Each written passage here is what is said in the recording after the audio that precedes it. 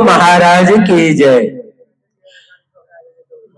जब महाभारत के युद्ध में भीष्म पितामह सरसज्जा पर गिर पड़ा, उनके शरीर में इतना बल लगा हुआ था कि 1 इंच भी खाली शरीर नहीं था।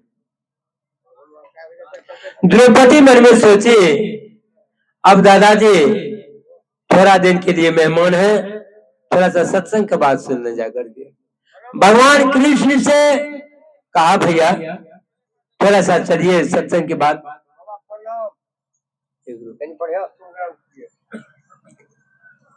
यह जो है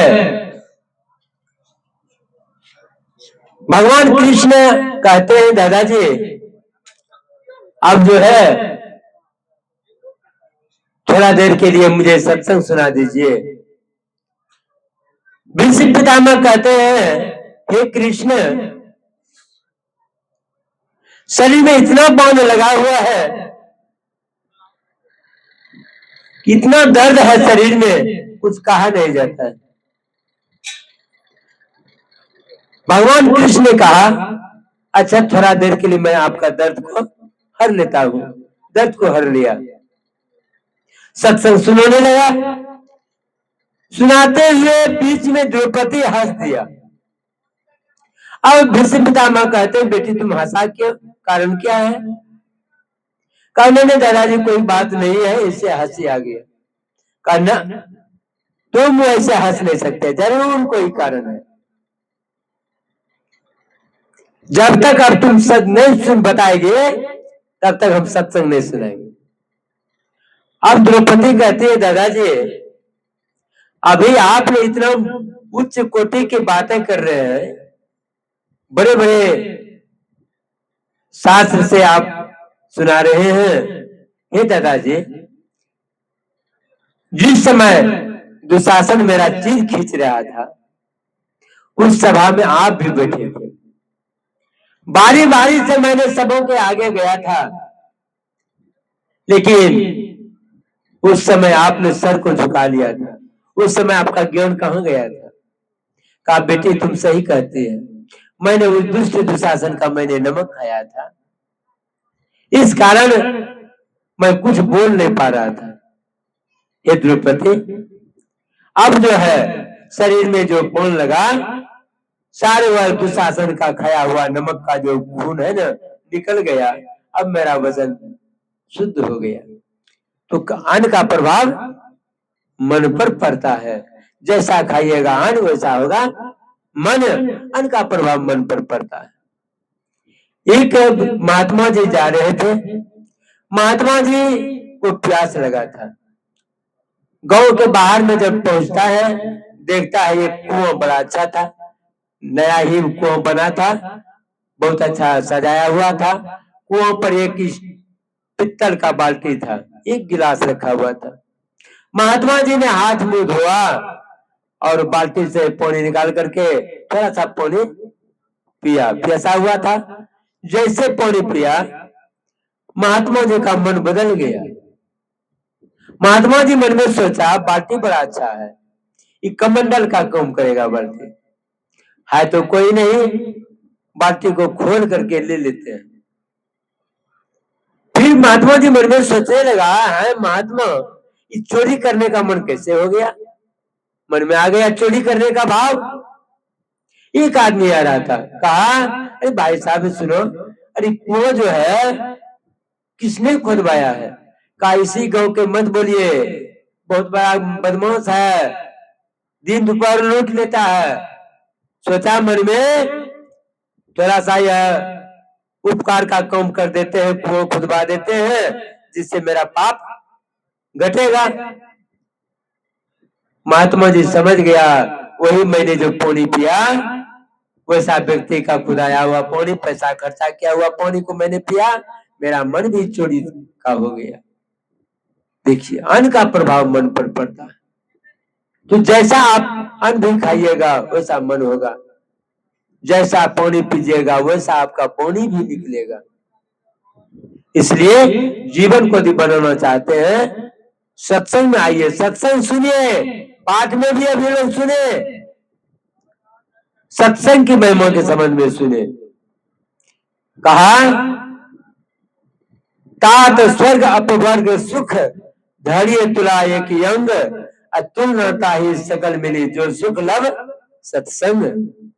स्वर्ग के सुख को एक पलड़ा पर, स्वर्ग और मोक्ष के सुख को एक पलड़ा पर रखा जाए और सत्संग के सुख को एक पलड़ा पर रखा जाए फिर भी बराबर नहीं होगा। इतना सत्संग का सुख है। तात मिले पुण्य मात मिले सुत घात मिले युक्ति सुखदाई राज मिले गजबाज मिले सब साज मिले वन वंचित फल पाए। लोक मिले सुरलोक मिले विधि लोक मिले वैकुंठ जाए सुंदर कहे सब सुख मिले संत समागम दुर्लभ भाई। सुंदरदास जी महाराज ने कहा तुम्हारे सुख के लिए भाई बंधु पत्नी सुंदर हो जाए, हाथी घोड़ा हो जाए, राजपाट हो जाए, यह लोक परलोक का आनंद मिल जाए, होते होते का वैकुंठ का भी सुख मिल जाए, लेकिन हे भाई संत समागम दुर्लभ भाई।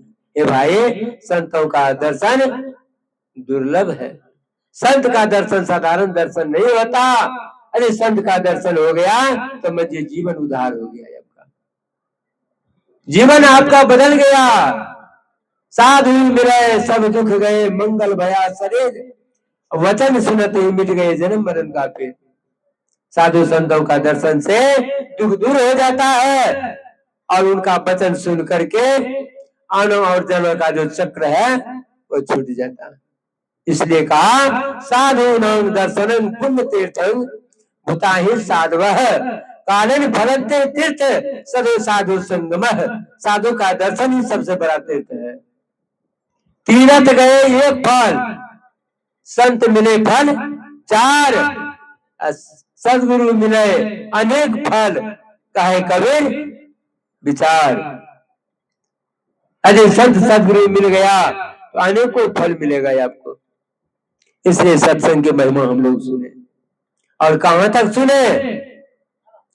कहा सुनी समझहि जन मुदित मन मज्जहि अति अनुराग लहि चारि फल छतनु साधु समाज प्रयाग।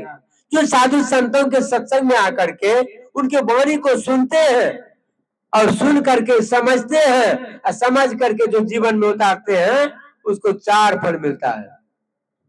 8 धर्म काम और मोक्ष। सुनिएगा अच्छा सब ना, नहीं सुनिएगा तो क्या होगा जानते हैं। एक बाजार पर का कुटुंब देहात आया लड़की देखने के लिए। शहर का कुटुंब देहात पहुंचा लड़की देखने के लिए। मां समझाती है बेटी को, बेटी बाजार पर का कुटुंब है, बाजारवा सब बड़ा तेज होता है, जो पूछेगा ना फटाफट कहना। मां ने बेटी को समझा दिया, कहा ठीक है। जब कुटुंब आया, जब लड़की को बुलाया तो लड़की से पूछता है कि बाबू तुम्हारा क्या नाम है। लड़की कहती है फटाफट। मां ने कहा बेटी फटाफट कहना यानी तेजी से कहना, घबराना नहीं। मां का इशारा हुआ तेजी से कहना, घबराना नहीं। लेकिन नहीं सुनने के कारण, नहीं समझने के कारण बेटी क्या कहती है, मेरा नाम है फटाफट। आश्चर्य हो गया कुटुंब को, फटाफट भी नाम होता है। ना चलो भाई कोई बात नहीं, हो सकता है नाम होगा फटाफट। कहा पिताजी का क्या नाम है, तो कहा फटाफट। आश्चर्य लगता है कि बाबू एक बात करो कहाँ घर है, तो कहा फटाफट। कुटुंब सोचता मन में शायद दिमाग उमाग तो खराब नहीं है इसका,